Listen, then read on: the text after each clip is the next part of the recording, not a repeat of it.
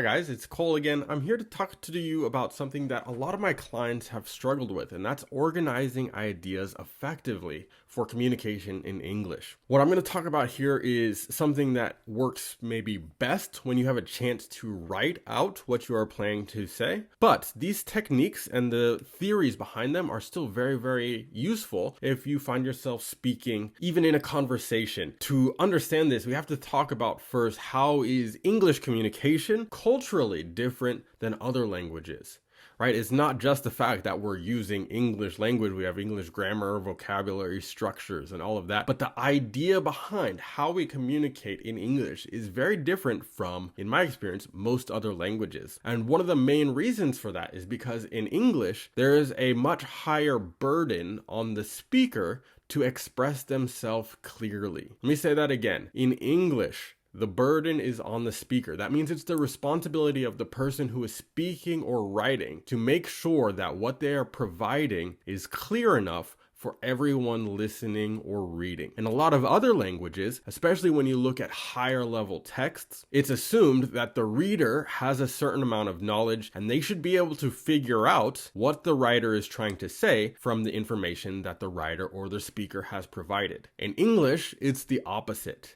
In fact, when I was in middle school or in high school, what we were taught when we were writing essays, academic essays for our teachers, was to pretend that they know nothing about the topic that we are writing about. Even though they obviously know much, much more about the topic than we know, we are still supposed to write everything, explaining it clearly from the beginning. You may even notice I'm doing this now. You're saying, why is he repeating this so much? It's because I was trained from a very young age to make sure that everything is very clear. So this is one difference when we talk about the cultural understanding of English and lots of other languages. It's because of this that a lot of other patterns we might notice between English and different languages emerge. We do tend to prefer more simple, straightforward language when we use English, whereas some languages, they have very expressive and emotional and colorful language that I love and I find so beautiful, but is not appropriate for the English, especially the English academic setting. We like to be more direct and obvious. So how do we do that? How do we organize our ideas and present them in a way that's going to be clear, easily understood, and followable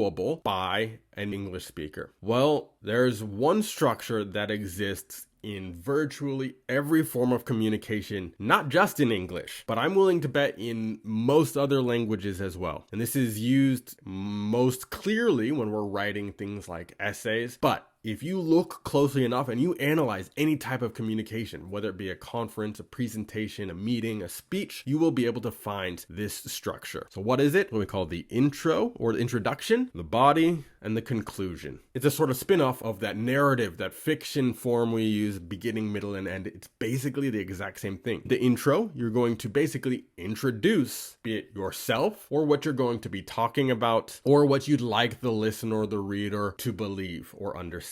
The body, on the other hand, is where you provide all of the evidence and support whatever your point is that you're trying to make. If it's an argumentative essay, you're going to have to give some good reasons and also cover your counterpoints. What are some arguments the listener or reader might have against you, and how do you defend yourself from those? If it's a narrative essay, well, the body is probably just going to follow a story structure, again, of telling all of the important events that happened. If it's an analytical essay or a research essay, you might have to provide some citations or quotations and other sources that you used to come up with the conclusion that you made. And that brings us to our next point, the conclusion. Now, the conclusion is where some of the biggest divergences will happen between written and spoken communication, or between formal and informal communication. And so there's really two main things that you're going to look for in a conclusion. One of them is going to be either a summary or possibly a call to action. When I say a call to action, this is what you want the reader to do, say, think,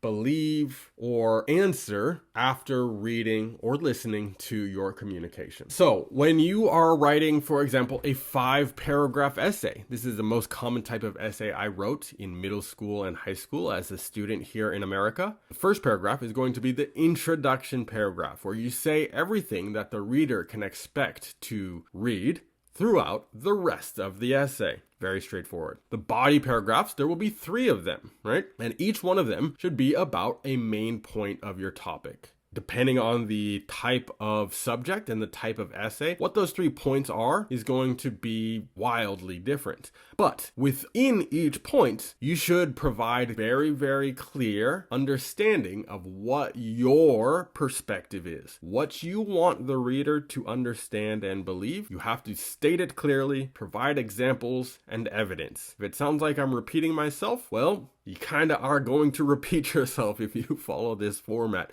And it will be very clear and no one will ever accuse you of not making yourself understood.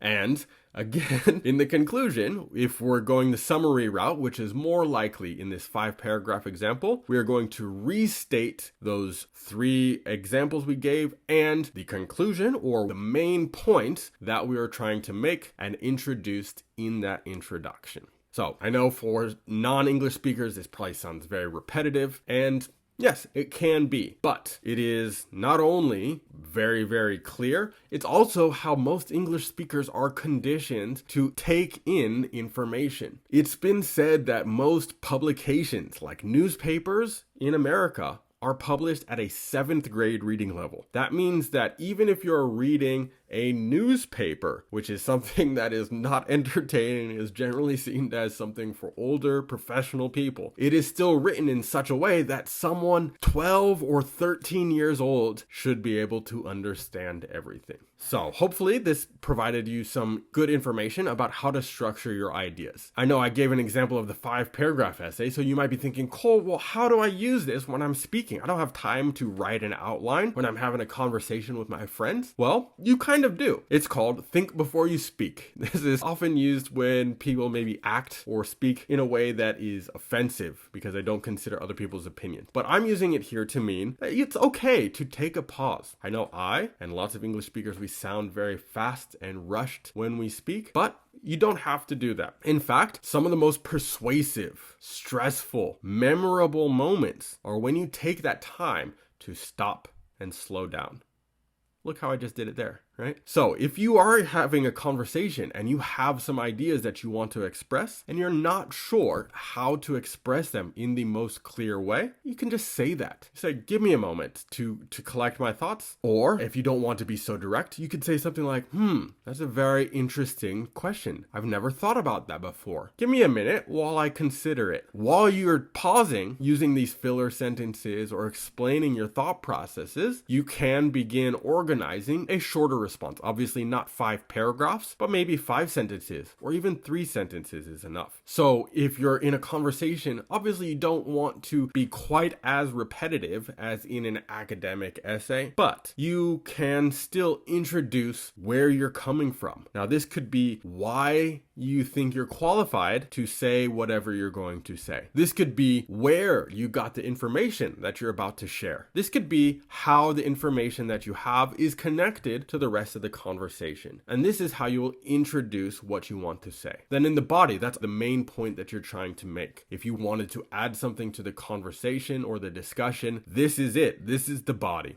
And then the conclusion in speech is more often where we see this call to action. Or in sales, we often call this the ask. And the ask is going to be either an actual question that you ask the person related to the information you just provided, or it could be a suggestion, some advice, maybe a next step, what you should do now that I've given you this information. These are all calls to action or conclusions that you might use while speaking. So with that, I hope I've provided some useful tips or ideas for how to organize your thoughts, present them in a more meaningful and clear way, and to hopefully help you be understood and understand English speakers better in your everyday life. Thanks again for listening. If you found this useful at all, consider giving me a like and dropping a subscribe. And if there's any other aspects of communication, whether it be written or spoken or English or cross-cultural, let me know in the comments and I'll definitely make a video on it. See you next time.